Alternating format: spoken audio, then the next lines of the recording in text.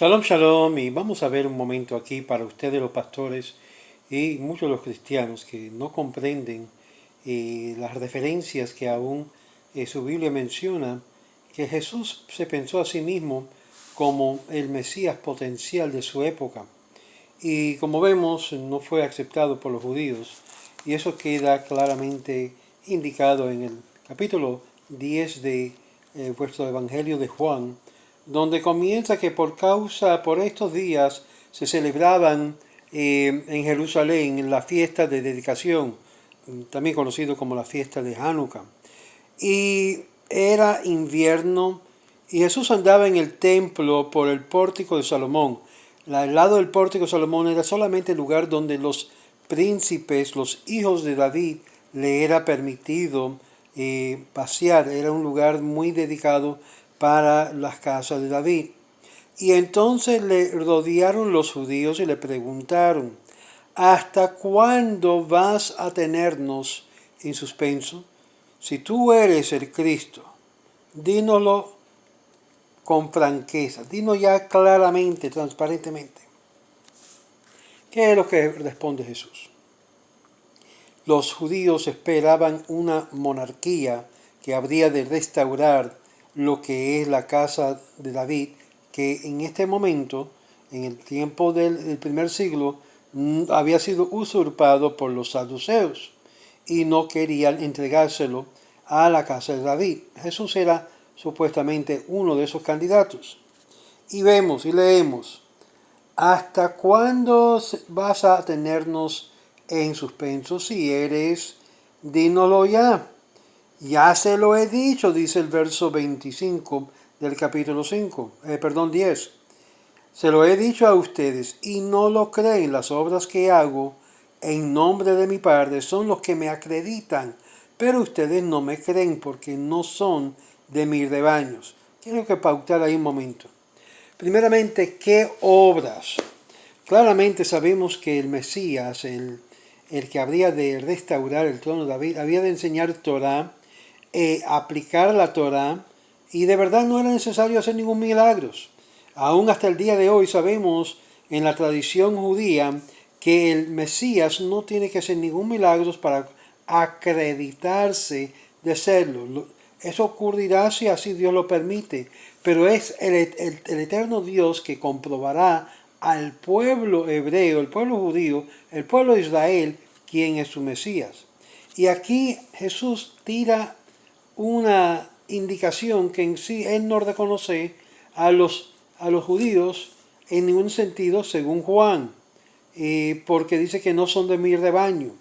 Y eso va contrario a lo que enseña las Escrituras, la Torá, porque el Mesías habría de ser el pastor de todos los rebaños de Israel, no solamente aquellos que lo siguen. Y amigos, este es el problema que en el mundo judío tenemos con el mundo y el reclamo cristiano desde el primer siglo.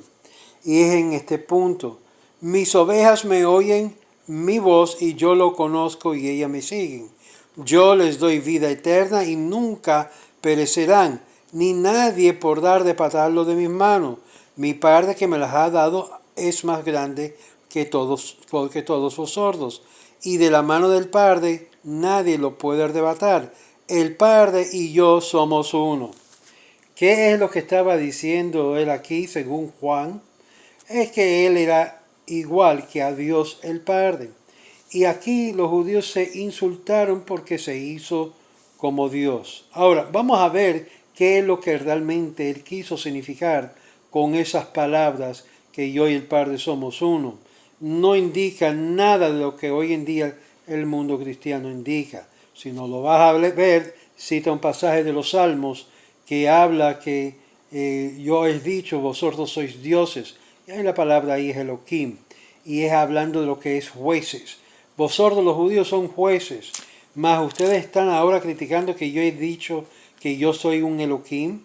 Y esto es un punto de controversia, porque lo que entendieron los judíos era totalmente diferente que lo llegó a interpretar Jesús. Y para esto vamos a verlo más adelante. Pero claramente aquí la ambición de Jesús Y es muy claro, era de hacerse rey sobre el pueblo de Israel. Y ningún rey de Israel puede asumir la autoridad de rey si no acepta todo Israel como parte de su rebaño. No como hizo Jesús, que dividió entre aquellos que lo seguían y aquellos que no lo seguían. Y así ningún reino puede ser establecido, que simplemente va a escoger a aquellos que lo siguen y no aquellos que son parte del pueblo, pero que no lo siguen. Amigos, esta es la magia, esta es la verdad del Mesías verdadero, que va a reunir a todo Israel y no hará excepción ni uno rebaño ni el otro, porque para el buen pastor, que él dijo que él era supuestamente, el buen pastor acepta y recibe todo su rebaño, no solamente parte. Y aquí está el problema, amigos.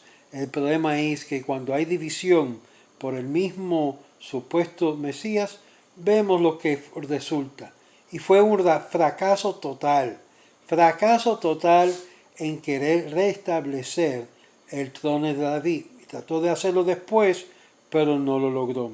Y cuando no se logra, ya sabemos que fue un Mesías fracasado en la historia judía. Este es uno más entre nuestra historia que no logró el objetivo de un rey de Israel de la casa de Yehudá. Shalom, shalom, y espero que llegue a entender el por qué los judíos no lo aceptan hasta el día de hoy.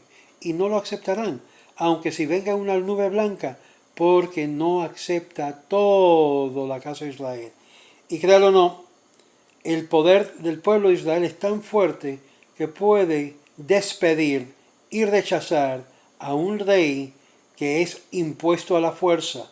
Y esta es la realidad que aún la iglesia no quiere reconocer y que Dios mismo lo reconoce. Mis hijos han ganado la batalla. Y es posible que podemos rechazar a quien Dios envió simplemente porque no encaja dentro de los parámetros de la ley judía.